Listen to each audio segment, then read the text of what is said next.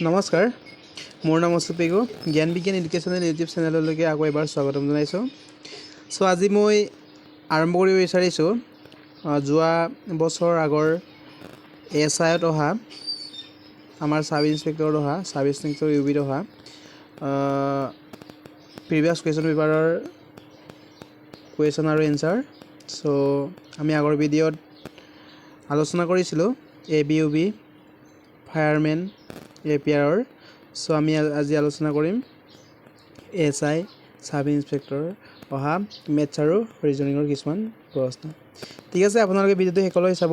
যদি ভিডিঅ'টো চাই ভাল লাগে তেন্তে লাইক কৰিব এণ্ড কমেণ্ট কৰিবলৈ নাপাহৰিব আমাৰ প্ৰথম কুৱেশ্যনত কৈছে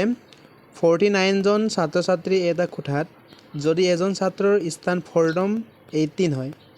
তেন্তে ফৰদমৰ পৰা 18 হয় তেন্তে হেকৰ পৰা কিমান হ'ব ফাৰ্ষ্টত আপোনালোকে সদায় গণিতৰ যিমানবিলাক কুৱেশ্যন আছে ফাৰ্ষ্টত বুজিবলৈ চেষ্টা কৰিব তাৰ পাছতে অংকটো উলিয়াই ল'ব পাৰিলে দুবাৰমান পঢ়ি ল'ব তেতিয়া মানে ইজি হয় যদি বুজি নাপায় তেন্তে আপোনালোকৰ বহুত প্ৰব্লেম হ'ব ঠিক আছে ফাৰ্ষ্টত যদি হেকৰ পৰা কৈছে না 49 জন আমাৰ কি আছে ছাত্ৰ ছাত্ৰী কিমান আছে 49 জন আছে হয়নে তাৰ পাছত ছাত্ৰৰ প্ৰথম স্থান কিমান হয় বুলি কৈছে 18 নম্বৰ হেকৰ পৰা আমাৰ কিমান বুলি কৈছে প্ৰথমৰ পৰা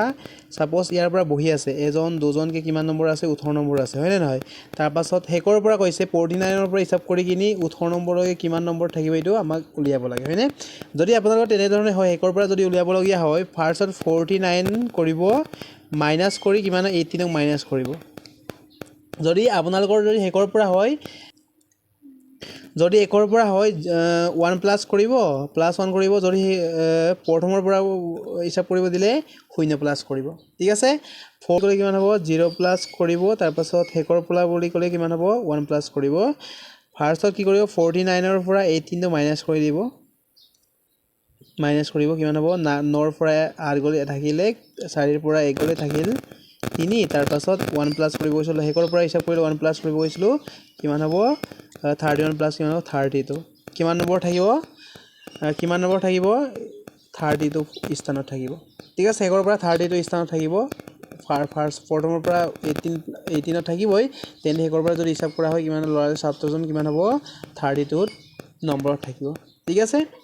তাৰ পাছত নেক্সট আমি যাম 18 ফেব্ৰুৱাৰী 1993 Thursday then 18 February 1995 কিমান কোনটো বাৰত পৰিব এটা আমাক হৈ গৈছে হয়নে নহয় আমাক কৈছে কি 1993 যদি 18 February 1993 যদি Thursday হয় হয়নে 18 February 1995 ত কি বাৰ পৰিব এটা আমাক সুধিছে হয়নে নহয় এটা আমাৰ কি আছিল জোৰা প্ৰশ্নৰ এছআই ৰহা কুৱেশ্যন এনসাৰ হয় ফাৰ্ষ্টত কি কৰি ল'ব যদি আপোনালোকৰ এই 18 ফেব্ৰুৱাৰী যদি মিলি যায় তেন্তে আমাৰ একো প্ৰব্লেম নাই ঠিক আছে যদি আপোনাক ক্যালেন্ডাৰৰ যদি ভিডিঅ' লাগে প্লিজ কমেন্ট কৰিব ক্যালেন্ডাৰৰ ভিডিঅ' মই আৰম্ভ কৰিম সো যদি 18 ফেব্ৰুৱাৰী আমাৰ মিলি গৈছে তেন্তে 1993 ফাৰ্ষ্টত লিখি ল'ব 1994 ফাৰ্ষ্টত লিখি ল'ব 1995 ইয়ালৈকে আমাক দিছে হয়নে তিনটা দিছে যদি আপোনালোকৰ এনেকা ধৰণৰ যদি প্ৰশ্ন আহে ফাৰ্ষ্টত এই 1993 4 ডিভাইড হয় নে নহয় ডিভাইড নহলে কিমান প্লাস কৰিব 1 প্লাস কৰিব হয়নে যদি 1994 ৰ 1 4 এ ডিভাইড হয় নে 1 প্লাস কৰিব যদি নহয় 1995 যদি 4 এ ডিভাইড হয় নে 1 প্লাস সদায় কৰিব ঠিক আছে মই কি কৈছো এনেকা ধৰণৰ প্ৰশ্ন আপোনালোকৰ যদি আহে যদি এই কি আছে তাৰিখ এটা যদি ফেব্ৰুৱাৰী 18 ফেব্ৰুৱাৰী যদি মিলি যায় তেন্তে আপোনালোকে সদায় কি কৰিব 1 প্লাস কৰিব যদি 1994 ক সদায় পৰে ডিভাইড কৰি চাব পৰে কি কাৰণ ডিভাইড কৰিছো যদি পৰে যদি ডিভাইড যায় এটো কি হ'ব লিপ ইয়াৰ হ'ব যদি পৰে ডিভাইড না যায় এটো কি হ'ব জেনাৰেলি হ'ব কি হ'ব জেনাৰেলি যদি জেনাৰেলি যদি হৈ যায় 1 প্লাস কৰিব যদি 1994 কৰি কিমান হ'ব এটো 2 প্লাস সদায় কৰিব লাগিব নিশ্চয় হৈ যাইছে গুটেই কেটা আমাৰ কি হয় 4 এ ডিভাইড না যায় 1993 ডিভাইড না যায় 1994 ডিভাইড না যায় 1995 ডিভাইড না যায় হয় না নহয় ঠিক আছে গতিকে কি কৰিম আমি গুটেই কেটাত কি কৰিম 1 প্লাস কৰিম আজি কিবাৰ আসলে 19 কিবাৰ আসলে থাৰ্সডে হয়নে THURS থাৰ্স হয়নে থাৰ্সডে যদি হয় কি কৰিম ইয়াৰ লগত থাৰ্সডেৰ পৰা থাৰ্সডে ফ্ৰাইডে স্যাটাৰডে কি হ'ব এইটো সানডে কিমান হ'ব আমাৰ সানডে থাৰ্সডে এইটো ফ্ৰাইডে হ'ব তাৰপাছত এইটো স্যাটাৰডে হ'ব কি এইটো সানডে হ'ব কি হ'ব আমাৰ সানডে হ'ব নিশ্চয় ঠিক আছে আমাৰ এনসাৰটো কি হ'ব আমাৰ 1995 18 ফেব্ৰুৱাৰী 1995 কি হ'ব আমাৰ সানডে হ'ব কি হ'ব আমাৰ সানডে হ'ব ঠিক আছে আমাৰ ক্যালেন্ডাৰটো বহুত মোস্ট ইম্পৰ্টেন্ট হয় আপোনালোকে সদায় এসআই এক্সাম বা যিকোনো এসএসসি জিডিএ হওক এসআই এক্সামে হওক বা এবিইউবি হওক সদায় অহা দেখা পাবই আপোনালোকে সো ক্যালেন্ডাৰৰ ট্ৰিক্স আপোনালোকে সদায় মনত ৰাখিব আৰু যিমান আপোনালোকে শৰ্ট ট্ৰিক্স যদি জানিব ইমানে কি হ'ব আপোনালোকৰ কাৰণে ভাল হ'ব নহলে ক্যালেন্ডাৰটো আপোনালোকে পটককে নোৱাৰিব কাৰণ ক্যালেন্ডাৰৰ বহু ধৰণৰ ট্ৰিক্স আছে এই ট্ৰিক্স কেইটা মই এটা ভিডিও ধুনীয়াকৈ আলোচনা কৰিম আপোনালোকে যদি ভিডিও কেইটা যদি চাই ভাল লাগে লাইক কৰিব কমেন্ট কৰিব শেয়াৰ কৰিব নাপাহৰিব তাৰ পাছত 3 নম্বৰটো আমি চাম ইয়াত কি আছে আজি বুধবাৰ 148 দিনৰ পিছত কি বাৰ হ'ব আমাৰ এসআই এক্সামত আহিছিল এইটো যোৱা বছৰ কি কৰিম যদি আজি বুধবাৰ হয় 148 দিনৰ পিছত কি বাৰ হ'ব আমাক উলিয়াব কৈছে হয়নে যদি আপোনালোকে এনে ধৰণৰ প্ৰশ্ন আপোনালোকে যদি আহে 184 টো লিখিব তাৰ পাছত 7 এৰে ডিভাইড কৰিব হাতেৰে ডিভাইড কৰিব কিমান হ'ব 7 দুগুণ কিমান হ'ব 14 কিমান থাকিলে 8 থাকিলে 4 গুণে কিমান হ'ব 7 4 গুণে কিমান হ'ব 7 কিমান থাকিলে ৰিমাইন্ডাৰ আমাৰ ৰিমাইন্ডাৰ বহুত ইম্পৰ্টেন্ট বা বাক এক নম্বৰ কিমান ইম্পৰ্টেন্ট হয় ঠিক আছে আজি যদি বুধবাৰ হয় কিমান হ'ব বুধবাৰৰ লগত ৰিমাইন্ডাৰ কিমান থাকিব এইটো প্লাস কৰি দিব বুধবাৰৰ পাছত 1 প্লাস কৰিলে কিমান হ'ব আমাৰ বৃহস্পতি হয় নে কিমান হ'ব এইটো বৃহস্পতিবাৰ হ'ব ঠিক আছে বৃহস্পতিবাৰ কিমান হ'ব আমাৰ বৃহস্পতিবাৰ বা থাৰ্সডে হয় নে নহয় ঠিক আছে থাৰ্সডে নিশ্চয় বুজি পাইছে মই কি কৰিলো 7 ৰে কি কাৰণে ডিভাইড কৰিলো কাৰণ 7 আমাৰ কি সপ্তাহত কিমান দিন থাকে 7 দিন থাকে এই কাৰণে মই হাতেৰে ডিভাইড কৰিলো নিশ্চয় বুজি পাইছে তাৰ পাছত মই অপচনটো দিয়া নাই কাৰণ অপচনটো ইমান অপচন মোৰ মনত ৰাখিবলৈ ইমানটো কিবা নাই মই জাস্ট এনসাৰ কেইটাই লিখি লৈছো কোৱেশ্যনটো কালেক্ট কৰিছো তাৰ পাছত এনসাৰ কেইটা দিব কৰিছো সো আমাৰ অপচন যিকোনো দিব পাৰে কিন্তু কাৰেক্ট এনসাৰ এটা দি কিনি যিকোনো দিব পাৰে মই এইটো দিয়া নাই কাৰণ টাইমটো বহুত যাব যে এই কাৰণে আপোনালোকে অপচনটো কেনেকৈ আছিলে আপোনালোকে কমেন্টত পাৰিলে জনাব ইয়াত কৈছে যদি 1 2 3 4 এক 3 ৰে বিভাজ্য হয় তেন্তে এৰ নিম্নতম মান কি হ'ব হয়নে কি হৈছে 1 2 3 4 এক হয়নে কি কিহেৰে বিভাজ্য হয় 3 ৰে বিভাজ্য মানে কি বাঘে কি হ'ব যদি 3 ৰে গুটিকেইটা হৰণ কৰা হয় বাঘে কি হ'ব লাগিব শূন্য হয়নে শূন্য হলে কিমান হ'ব আমাৰ বিভাজ্য হয় তেন্তে এটোৰ মান কিমান হ'ব এৰ লগত কিমান সংখ্যা যোগ প্লাস কৰিলে হ'ব গুটিকেইটা প্লাস কৰিব যদি 3 ৰে যদি বিভাজ্য হয় গুটিকেইটা প্লাস কৰিব প্লাস কৰি যি সংখ্যা ওলাব তাৰ লগত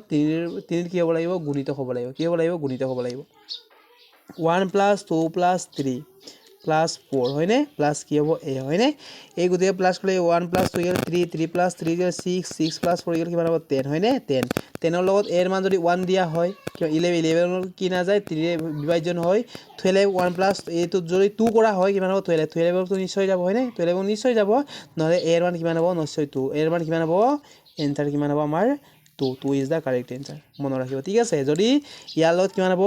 1 2 3 4 2 এইটো আমাৰ কি হৈ যাব 2 ৰে নিশ্চয় বিভাজ্য এৰ মান কিমান হ'ব নহলে এৰ মান কিমান হ'ব নিশ্চয় 2 হ'ব ঠিক আছে অপচনত আছিলে হয়নে তাৰ পাছত কোৱেশ্যন নম্বৰ কিমান আছে 5 লৈ যাম কি কৈছে এ এটা কাম কৰে 12 দিনত হয়নে এ এটা কাম কৰি কিমান দিনত 12 দিনত কমপ্লিট কৰে হয়নে বি এ কেটা কাম কৰে কিমান দিনত 24 দিনত তেন্তে দুয়ো মিলি কিমান দিনত কমপ্লিট কৰিব হয়নে নহয় ইয়াত কৈছে কি এ এটা কাম কৰে কিমান দিনত 12 দিনত আৰু বি এ কিমান দিনত কৰে 24 দিনত কমপ্লিট কৰে এটা কাম হয়নে যদি আপোনালোকৰ এনেদৰে যদি আহে আমাৰ কি আছে a + b মিলি কিমান দিনত আমাৰ কমপ্লিট কৰিব এইটো সুধিছে হয়নে যদি এনেকা ধৰণৰ হয় পাৰ্চত a 12 আৰু 24 কি কৰিব আপোনালোকে এলসিএম কিমান হ'ব আমাৰ 24 হয়নে আপোনালোকে কৰি চাব